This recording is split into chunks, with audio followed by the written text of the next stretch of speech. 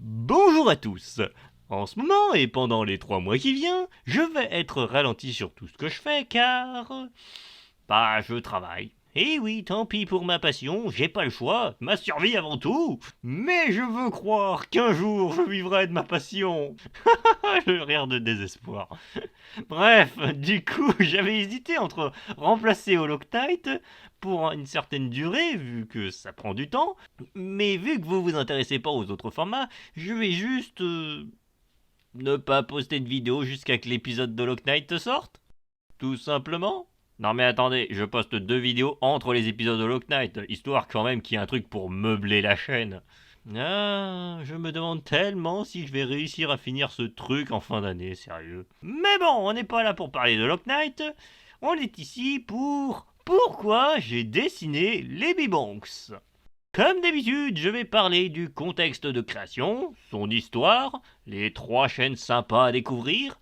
Cependant, le dessin d'aujourd'hui est une de mes créations perso, qui n'a pas grand chose à développer, donc c'est l'occasion de reparler des Bibonks en général, à l'heure actuelle, vu que depuis la dernière fois que j'en ai parlé, je me suis quand même un peu amélioré dans ma manière de faire. Bon, ok, ça crève pas les yeux, mais ça s'améliore petit à petit. Du coup, le contexte de ce dessin, c'est qu'après mon délire de un dessin par jour de l'année 2020, je me suis dit qu'il fallait que je dessine plus de mes univers perso.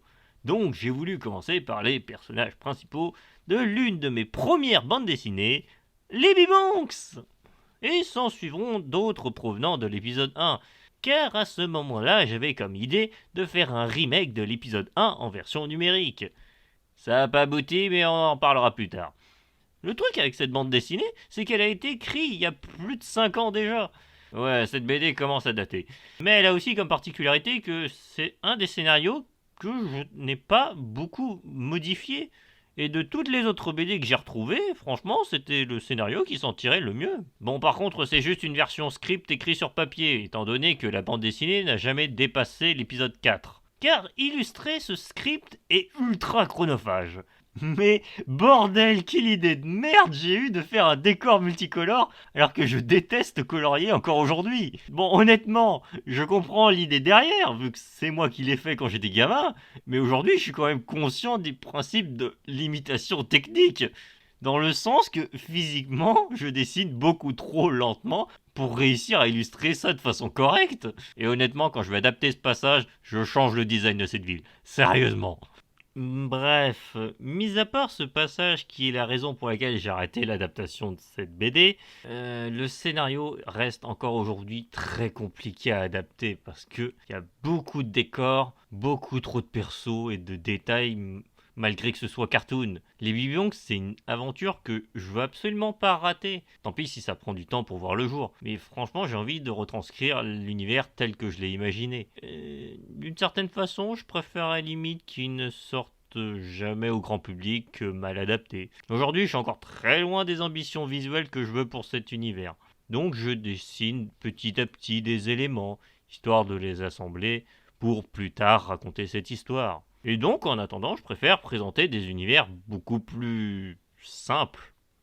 Car ça me tient à cœur de raconter l'aventure de ces ridicules protagonistes, dont leur seule arme n'est pas leur naïveté, mais plutôt l'absurdité de leurs actions pour faire face à un ennemi beaucoup plus sérieux. Et je sais pas si j'oserais spoiler l'histoire du méchant principal un jour, tellement c'est lui qui littéralement fait fonctionner l'intrigue par ses motivations et porte cette histoire. Mais pour vous donner un prototype du ton de l'aventure, je vous conseille de lire Bonks. Ouais, ce truc sur Webtoon dont je vous parle en fin de chaque Pourquoi j'ai dessiné. Eh bien, c'est ce truc. C'est littéralement le prologue de l'univers des Bonks. Pour ceux qui ne l'auraient pas remarqué, il y a un message très mal caché avec les premières lettres de chaque titre d'épisode. Bonks a été fait au moment où j'avais pas réussi à adapter le remake de l'épisode 1. Donc je me suis lancé ce défi. Faire un truc le plus simple possible avec un début et une fin. Et donc j'ai imaginé cette histoire très simpliste, un peu rushée par moments, je l'admets, mais c'est parce que j'ai écrit les grandes lignes Donc forcément, imaginez les détails pour illustrer ce que j'avais écrit, et ça a un peu coincé lorsque je me suis fixé comme autre défi, c'est de faire un épisode par semaine, en plus du travail, et des vidéos, et des gros dessins. Oui, bon, ok, j'admets, j'ai un problème à faire trop de choses en même temps. Mais c'est en train de s'arranger. Bref, j'ai réussi à faire une histoire complète, me prouvant que je suis capable de créer un scénario et de le terminer. C'est ce qui m'a permis de ne pas lâcher mes vidéos de Lock Knight, c'est ce qui m'a remotivé à continuer mes univers, et de faire mon dossier d'édition dont on reparlera plus tard. Mais surtout, Bonks, c'est le truc qui me permet de garder espoir que, un jour, j'arrive à illustrer un de mes univers de quelconque manière. Pour dire, Bonks a été commencé bien avant que je découvre Webtoon. À la base, je suis allé sur le site en découvrant un concours à la dernière minute.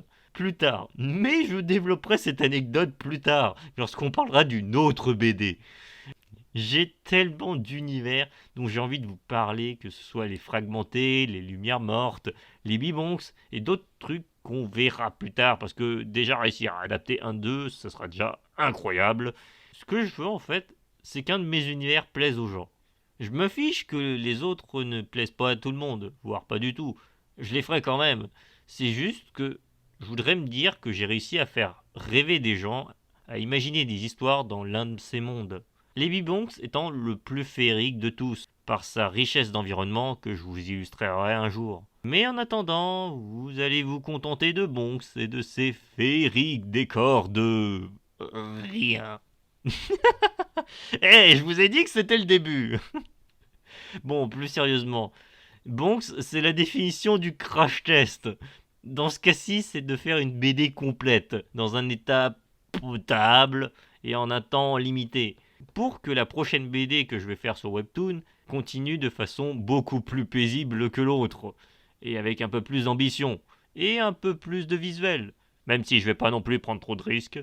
La véritable annonce que je vais vous balancer dans cette vidéo, c'est que je suis en train de me remettre sérieusement à la 3D. Ouais, j'ai fait des études là-dedans, donc il serait bien que je me dérouille un peu. Donc, j'ai l'intention d'adapter Bonks en série animée 3D.